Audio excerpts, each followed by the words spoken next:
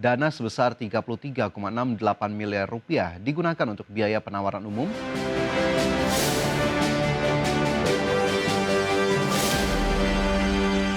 emiten perbankan PT Bank Mandiri Persero Tbk telah menggunakan seluruh dana dari penerbitan obligasi berkelanjutan 1 tahap 1 tahun 2025.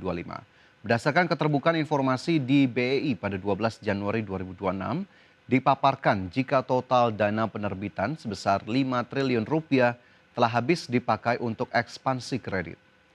Direktur Treasury and International Banking PT Bank Mandiri Persero Tbk Ari Rizaldi menjabarkan dana sebesar 33,68 miliar rupiah digunakan untuk biaya penawaran umum, termasuk biaya jasa penjamin efek, jasa akuntan, jasa konsultan hukum, ahli keberlanjutan, jasa notaris, wali amanat, pemeringkatan, pencatatan efek, pernyataan pendaftaran dan biaya lainnya. Adapun hingga November 2025, emiten berkode saham BMRI telah menyalurkan kredit sebesar 1.452 triliun rupiah atau tumbuh 13,1% secara tahunan. Dengan total aset Bank Mandiri menjadi naik sekitar 14,6% secara tahunan menjadi 2.120 triliun rupiah.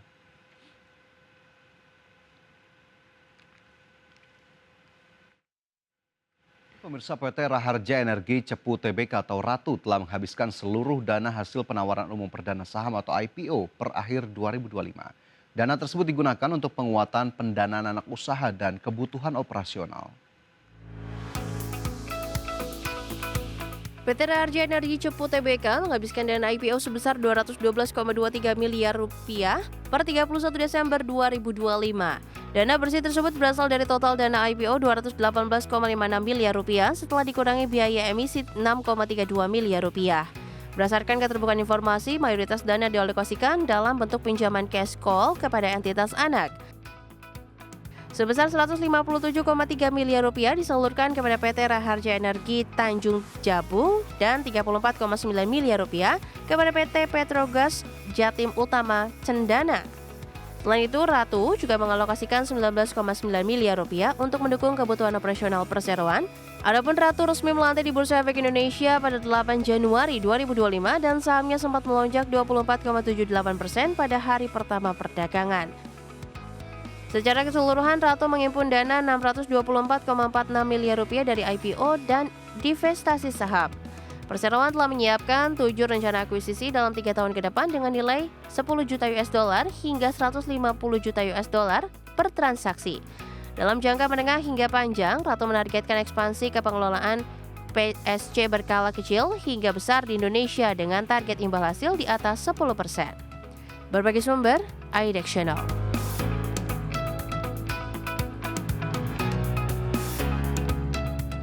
Selanjutnya, pemirsa, emiten real estate PT Bekasi Fajar Industrial Estate Tbk menatap masa depan industri pergudangan khususnya kawasan MM 2100 dengan positif. Hal tersebut didukung permintaan yang kuat di sejumlah faktor, khususnya dari sektor data center, farmasi, otomotif, serta makanan dan minuman. Emiten real estate PT Bekasi Fajar Industrial Estate Tbk menatap masa depan industri pergudangan khususnya kawasan MM 2100 dengan lebih positif.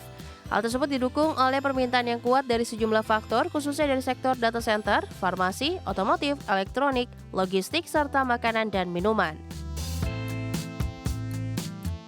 Head of Corporate Finance and Investor Relations PT Bekasi Fajar Industrial Estate Tbk, Rika Mandasari mengatakan bahwa infrastruktur yang saling terpaut seperti water treatment plant, wastewater treatment plant, sistem keamanan 24 jam, hingga konektivitas broadband berkecepatan tinggi juga turut mengunggulkan kawasan pergudangan tersebut. Dengan letaknya yang tidak jauh dari pintu tol Jor 2 dan tol Cibitung, membuat lokasi perseroan sangat strategis untuk kegiatan logistik dan industri. Oleh karena itu, guna menangkap tingginya permintaan, emiten berkode saham BST telah meluncurkan Beva Industrial Hub sebagai kawasan yang menawarkan konsep gudang dan pabrik siap pakai dengan solusi terintegrasi untuk mendukung kebutuhan pabrik, manufakturingan, dan pergudangan. Secara umum, tingkat okupansi fasilitas pergudangan sewa BST cukup tinggi dengan model digunakan didominasi oleh sewa jangka menengah hingga panjang. Adapun dalam jangka menengah, pihak perusahaan akan terus mengembangkan fasilitas industri yang tersedia secara bertahap untuk mewujudkan dinamika permintaan, situasi pasar, serta strategi bisnis perseroan. Berbagai sumber, IDEX Channel.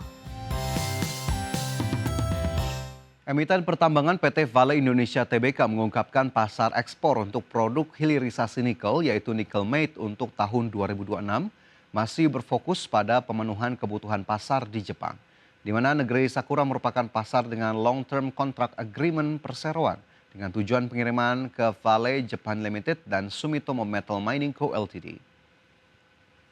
Director and Chief Sustainability and Corporate Affairs Officer PT Vale Indonesia Tbk Budi Awansyah menyebutkan bahwa sepanjang tahun 2025 harga ore nikel Vale cukup tinggi, yakni hampir mencapai 40% lebih tinggi dari harga patokan mineral nikel yang ditetapkan Kementerian Energi dan Sumber Daya Mineral.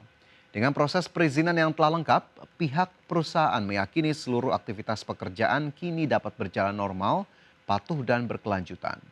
Sejalan dengan agenda pemerintah, emiten berkode saham INCO ini juga melanjutkan investasi pada teknologi rendah emisi serta pengembangan fasilitas pengolahan lanjutan, termasuk proyek High Pressure Acid Leach guna meningkatkan daya saing industri nikel nasional dalam rantai pasok global, khususnya untuk kebutuhan pendanaan kendaraan listrik.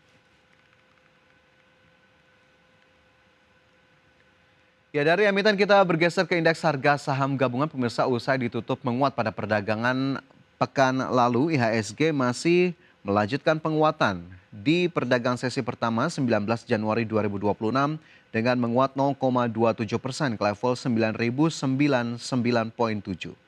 Indeks harga saham gabungan sempat bergerak ke zona pelemahan ke level terendah di 9.026 pada perdagangan sesi pertama meskipun mampu juga mencatatkan kenaikan yang lebih tinggi di sesi pertama di 9.109. 373 saham menguat, 352 saham melemah dan 233 saham lainnya bergerak stagnan. Dalam 4 hari perdagangan terakhir, indeks harga saham gabungan konsisten ditutup di zona penguatan dan bahkan mampu bertahan di atas level 9.000. Dan kita cermati sejumlah data dari pergerakan saham-saham yang masuk dalam kategori top gainers, top losers maupun secara sektoral. Di mana dapat Anda cermati pemirsa dari pergerakan saham-saham yang masuk dalam top gainers ada saham Inet naik 11,54% ke level Rp580, BBNI naik 2,64% ke Rp4.660, CDIA naik 4,59% ke Rp1.595, dan saham PANI yang juga melesat 9,92% ke Rp13.025. Sementara saham Bumi masuk top losers dengan penurunan 3,9%, Dewa turun 2,61% ke level 745, Telkom melemah 3,28% ke Rp3.540 dan Goto turun 2,94% ke Rp66. Dari sisi sektoral, konsumsi non-primer naik 1,12%, infrastruktur menguat 0,48%, kesehatan turun 1,09%, begitu pula dengan barang baku dengan penurunan 1,09%.